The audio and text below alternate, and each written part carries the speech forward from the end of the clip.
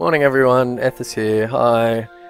It's not Alexander, not just yet, I'm sorry. I'm just going to take a couple of minutes to talk about a few things.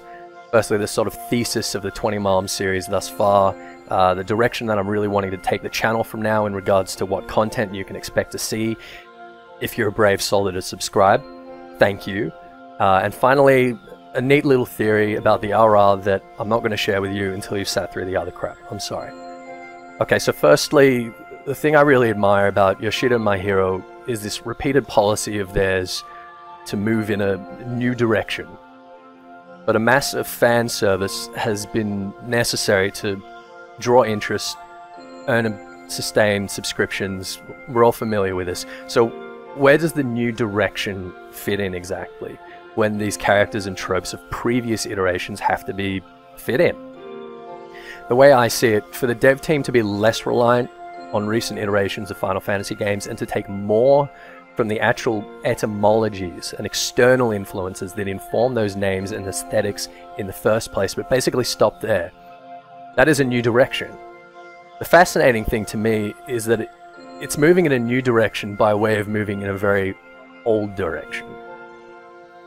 Now, is this the new direction that the devs have been mentioning? I don't know, but I think even if it's happening incidentally, it is happening. So I've had a couple of minor criticisms, excuse me, for not conceding in the videos that this or that is just being taken from Final Fantasy XI, that's all it is. And you know, that's cool, they might well be right, they're probably right.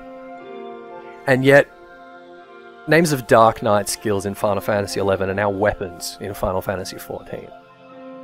Dragoons are not a pet class in Final Fantasy XIV. Ninjas are not tanking in Final Fantasy XIV.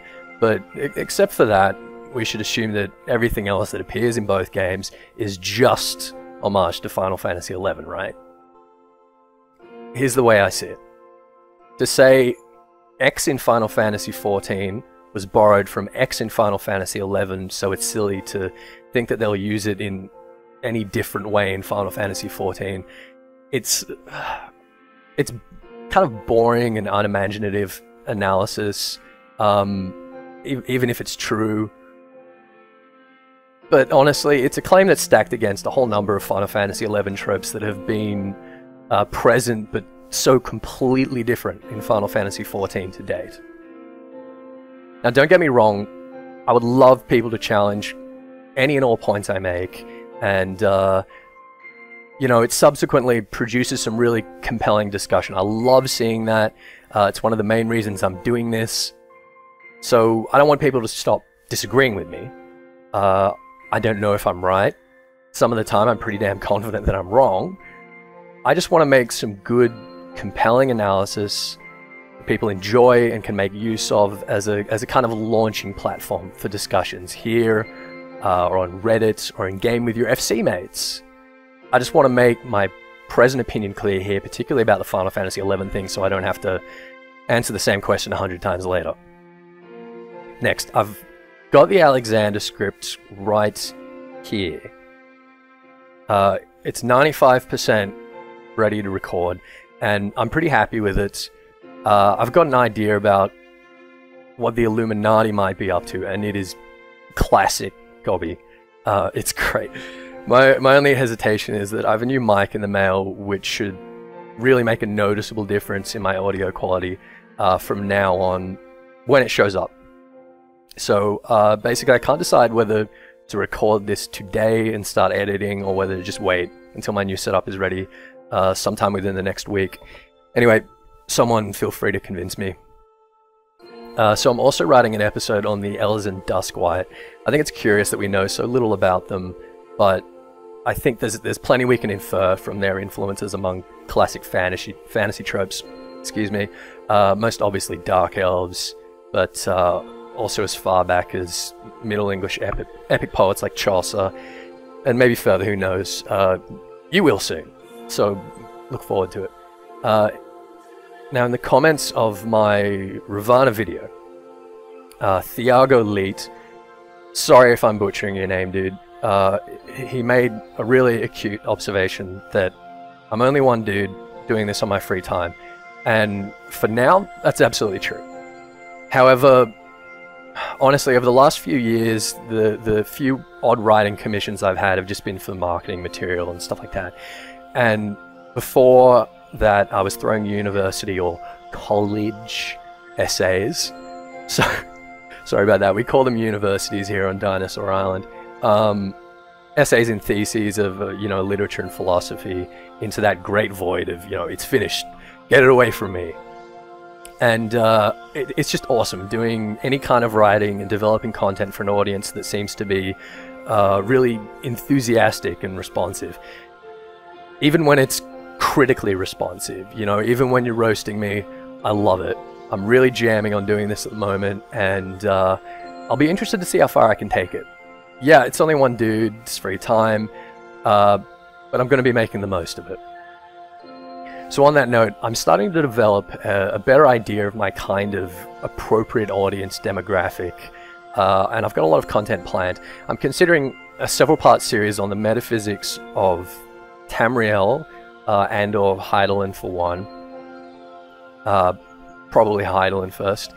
And I also want to count down to the release of Star Wars Episode 7 by playing through a few games featuring our favorite expanded universe characters, giving them a teary farewell, given that they're all about to be made completely redundant by Disney. Oh, that's sad. So I'll probably start with Jedi Knight 2 and the protagonist there, Kyle Katarn. I'll give it a similar, if less formal, analytic commentary to what I've been doing for the 20 Malm series, unless I can imagine to manage, rather. Hey, Poe. Oh, everyone, this is Poe. He gets a little bit antsy when I'm talking and not talking to him. Anyway, so if I can manage to be reading a script over here and playing the game over here and not, aiming worse than a stormtrooper, then yeah, we'll give it a go. Either way, I mean, not even George Lucas is capable of immaculate conception, so we can pull that apart and maybe do some speculation about the new film. So even if you haven't played the game, if you're a Star Wars fan, it should be fun, it should be interesting. If that one piques your interest, leave a comment below, I'll make it happen. If you don't really care for Star Wars, it's not a high priority. There's plenty of Final Fantasy XIV stuff to come. I'm not going to compromise on that, so don't worry about it. And that brings us back around. If you're still with me, of course. Shiva is a heretic in Ishgardian lore for laying with a dragon. Ishgard and the Au-Ra are things that will be happening at the same time. Now the Au-Ra, they're pretty scale and draconic. Maybe, this is a stretch, maybe the Au-Ra are actually descendants of the original Shiva mentioned in the Ishgardian texts. Too easy. I'm sure someone's already thought of that one. Next. Anyway, guys, look, thanks for sticking with me. Remember that I'm considering all requests for giving anything in Final Fantasy XIV the treatment. I'm not afraid of the challenge. Hit me. Anyway, guys, I've been Ethos. This is 20-something to whatever the next thing is. This is Poe. He's in a collector's parrot. Let me know if you want to see more of him. It's difficult because he has a lot of tantrums when he's, on here while I'm playing games, but I'm rambling on now. Thanks, guys. I'll see you in the next video. Bye.